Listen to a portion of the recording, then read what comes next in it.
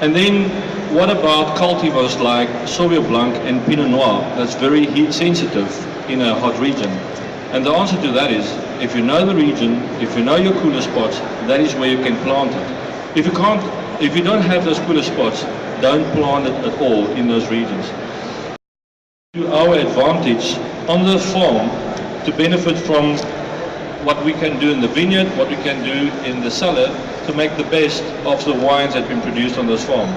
If we look at the next graphs, just a graph, I'm not going to go into any detail, that's a graph of Stellenbosch, including Wellington. Stellenbosch being considered a cool region, Wellington being considered a hot region.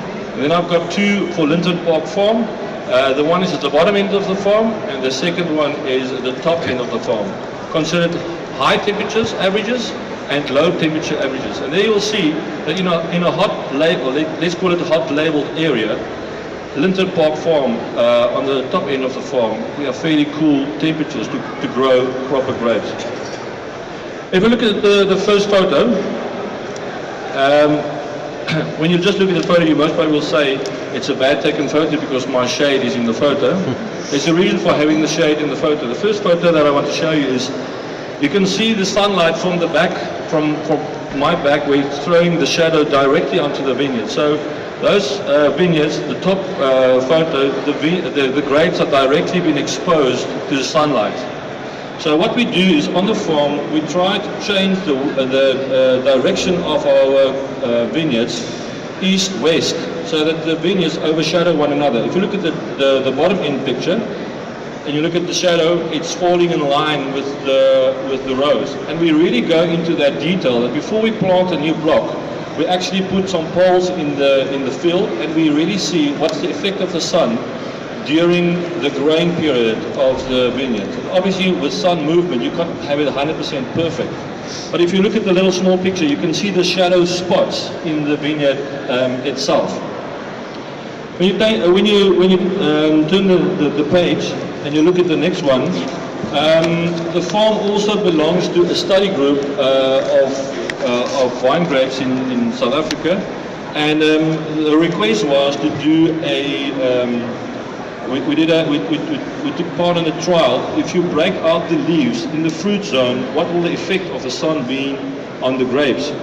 Now, to our advantage on the farm, we didn't have time to break out the leaves, because in the same time frame there was a heat wave in South Africa, and that was the result of the farms that took part in the trial. The top one, Chardonnay, that been exposed directly to the sun, sunburned.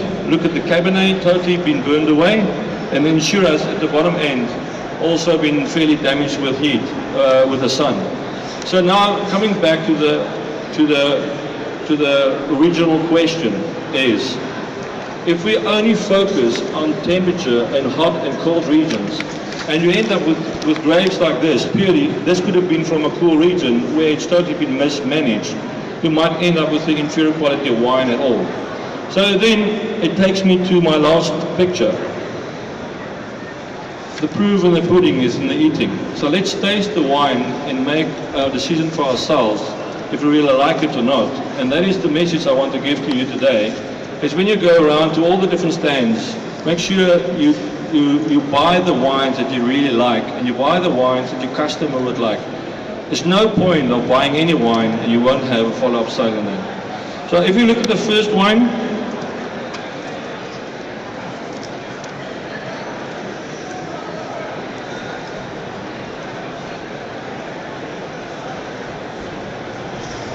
the first wine that I'm showing to you is, we started off with this wine on an experimental basis. It's 100% Chardonnay. It's been made on the method classique, the traditional method of making sparkling wine. It's been matured on the lees for 2 years, and it's just been recently been taken from the lees and been degaussed. So I would say that the sparkling wine does need some time in the bottle still. But just to show you where a, let's say, so-called hot region is totally a no-no for making sparkling wine. Alcohol level of this wine is 11.5%, and the sugar content is about 10 grams of sugar. So now the question is, in what capacity should a region like Wellington continue with making some sparkling wine, or should we totally leave it for regions that can make proper sparkling wine, or should we continue with the experimental way of making it, because it also needs to develop, we're also learning from it to eventually make a proper sparkling wine. The question is, did we have to acidify the base wine? No, we didn't have to. The acidity of the wines when you started off with 9 grams per liter sugar acid, measured in tartaric acid. And eventually, after we put the base wine to co-stabilization, it dropped down to 7.5. So that's what it is in the bottle at the moment. So no, we didn't have to. Having said that, about acidifying our wines, yes, we have to. In general, most of our reds we do have to acidify. But that is one of the givens that we have. And the main reason, or the main thing or focus from our wine to acidify is that we need the wine to be in the right balance. We don't just add acid to the wine purely because we want to get to a certain figure. We do taste all our wines, we do it in the laboratory, we add certain amount of acid in the laboratory, we taste the wine, make sure that we're happy with the mouthfeel, and only then we will make a final decision if we can add any acid to the wine in total or not. Okay, then the second wine that I want to show to you.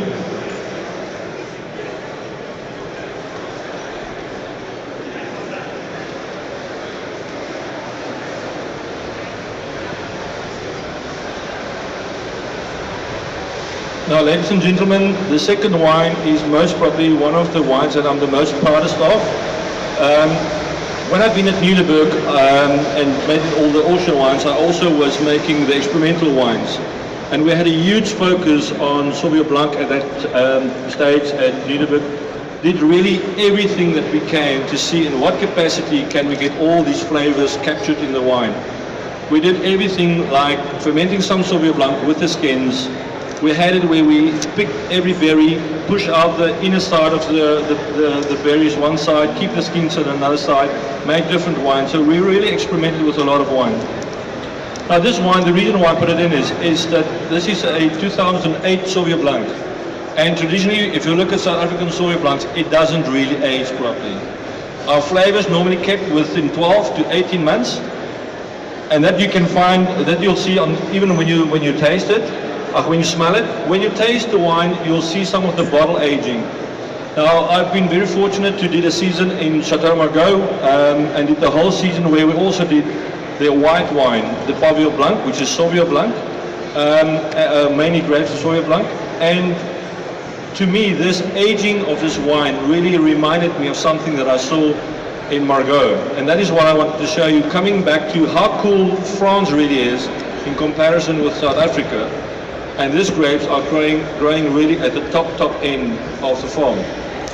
Now, being able to grow grapes at the top end of the farm, the only challenge that we have, which I think is the bigger challenge than fighting the heat in Wellington, is we have a lot of baboons eating our grapes coming from the top end of the farm. So these are really wild baboons, not the ones that you'll have in Cape Town Nature Reserve where they steal your picnic food. They're really scared of people, so we can't really chase them away. They'll run away before we get there. Now, when I was at Nuremberg, I also, in one of the ranges that we had in the sparkling wine was the Noble at Harvest wines. So when I moved to Linton Park, I decided, okay, let's give it a try. The Chardonnay that just grow below the Sauvignon Blanc. Climate conditions is fairly good for growing Noble, and we left it to see in what capacity will we get the Botrytis grapes. But then in the same token, while we did it, we realized that the baboons eat the Chardonnay instead of the Sauvignon because it tastes much sweeter at the same time. So every year we're using that as a method of keeping the baboons out of our Sauvignon Blanc, which is the higher vineyard.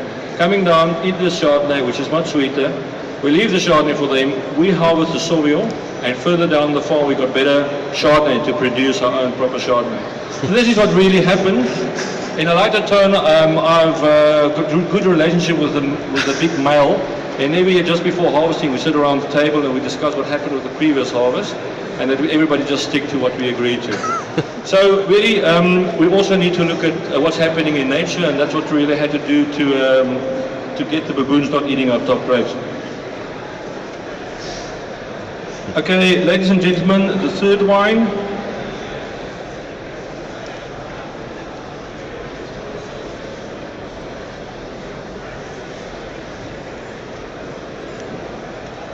The third wine that we have, I originally put in for the wrong reason. I'll tell you the reason just now. The wine, it comes from wine estate, just one of our neighbors called Welbedacht. It's Pinotage, it's from old bush wine, very low yield, and been made in new French oak barrels. The reason for putting this wine in is because this wine has been made by one of our Springbok rugby players, Schalk Burger, the flanker. And I was hoping that we were still in the run for the World Cup, so I wanted to give him some credit. And then a hot region can even produce a good rugby player as well. So that's the main reason for having this wine, except for they do really make top quality Pinotage from old bush wine, which is also in the favor of a cooler spot on their farm.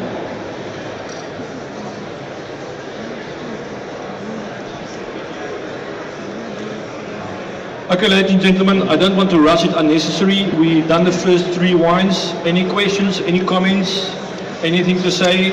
You're welcome to take the wine apart. I'll try to defend it as far as I can. Anything on the wines? Anything that you want to know?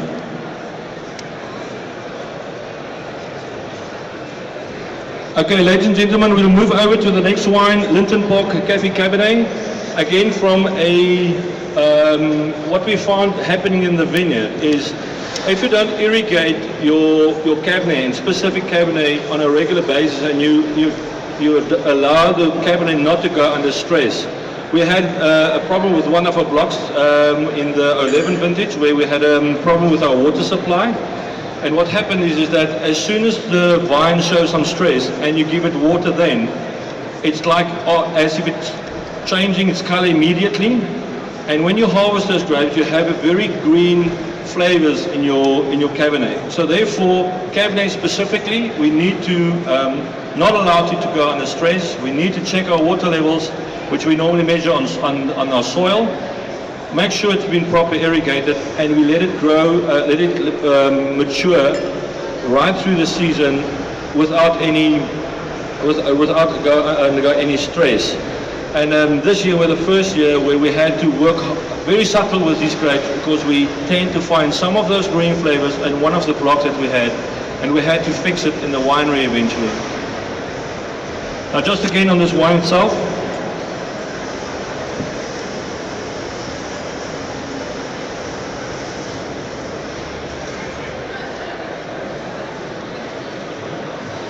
As you note on the notation notes, it's referred to as a Cafe Cabernet. Sorry, 011 vintage. To my view, already a very soft wine for the age as where it is at the moment. We will definitely think the wine will mature much further. And we did this wine also on a trial basis, where we said we work very closely with our coopers in the sense of what barrels do we use for which wines. And when we make a selection of our barrels, it's not to add a specific wood component to the wine. We want the barrels to enhance certain flavors that you find in the grape varietal. Now to us, Cabernet specifically got that coffee, mocha, chocolate-y flavors, and that is what we try to do with the wood component here, is really to bring those flavors out, and very strongly out. I know South Africa is also currently doing it into some extent of good volumes of coffee flavored or lesser coffee tones of Pinotage. Now, if you look at this wine and the way the wine manufactured, the majority of that component does come from the wood. For us, we want to do something very similar, but we want to use the flavors that's in the wine as a normal grape varietal, and that's why we're doing the same trials on the Cabernet. Okay, the next wine is the Wellington Wines Cabernet. This is grapes that grows in the valley of Wellington. The co-op needs to take all the cab in. The facility is much bigger considering with what we have. They don't really have always the flexibility of being able to put the wines in smaller containers that we do. They do it up to a certain extent, but then they also have to work with some of the bulk wines. And then this is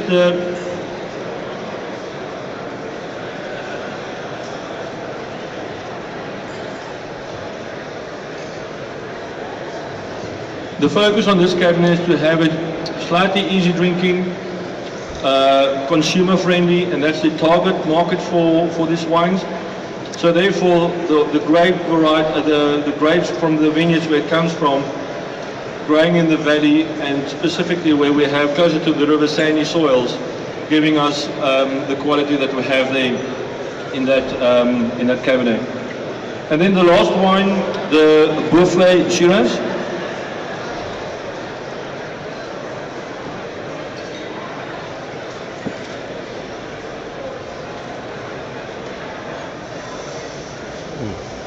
Now, ladies and gentlemen, when I tasted this wine the first time, I really was in doubt if anybody add pepper to this wine. And I must say, because it's totally illegal in South Africa to add anything to wine, I really investigated myself because I wanted to know how the hell did he get this right. These grapes come from this southern-facing slopes of the same mountain where Linton Park is situated. So really a cool area, high up in the mountain. And then the focus on this is that, again, irrigation is of critical essence here in this varietal, purely because you don't want it to get shrink berries and overripe where you get the jammy flavors of Shiraz. The focus here was to let it ripen over a long ripening period and then give you that strong peppery flavor that you normally get from a good well-made Shiraz.